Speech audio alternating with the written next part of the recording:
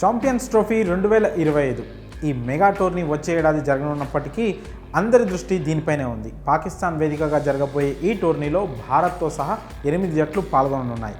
అయితే పాక్లో టోర్నీ జరుగుతుంది కాబట్టి ఇండియా అక్కడికి వెళ్తుందా లేదా అన్న విషయంపై ఇంకా క్లారిటీ రాలేదు.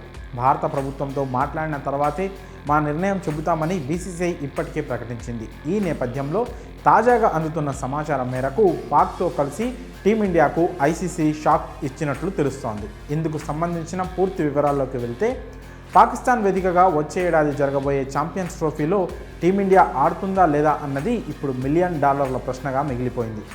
భారత ప్రభుత్వం గ్రీన్ సిగ్నల్ ఇస్తేనే టీమిండియా ఆటగాళ్లు పాక్ గడ్డపై అడుగు పెడతారని బీసీసీఐ చెప్తోంది.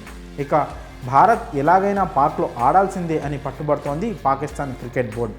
ఒకవేళ టీమిండియా పాకిస్తాన్కు రావడానికి ఇష్టం లేకపోతే హైబ్రిడ్ మోడల్లో తటస్థ దేశాల్లో మ్యాచ్ను నిర్వహించాలన్న ఆలోచనలో కూడా ఐసీసీ ఉంది.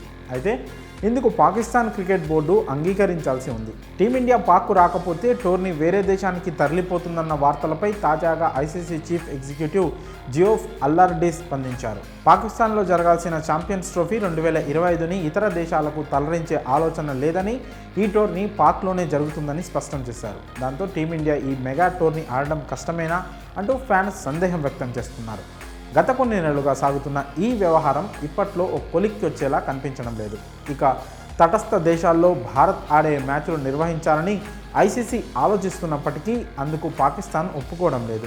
ఇన్ని అవాంతరాల మధ్య ఈ మెగా టోర్నీలో టీమిండియా ఆడుతుందా లేదా అన్నది ఇప్పుడు ఆసక్తికరంగా మారింది. పాకిస్తాన్లోనే ఛాంపియన్స్ ట్రోఫీ జరుగుతుందని ఐసీసీ చీఫ్ చెప్పడంపై పలు కామెంట్స్ వినిపిస్తున్నాయి. ఐసీసీతో కలిసి పాక్ భారత్కు దెబ్బేసిందని నెటిజన్లు కామెంట్స్ చేస్తున్నారు. మరి ఈ విషయంపై మీ అభిప్రాయాలను కామెంట్స్ రూపంలో తెలియజేయండి.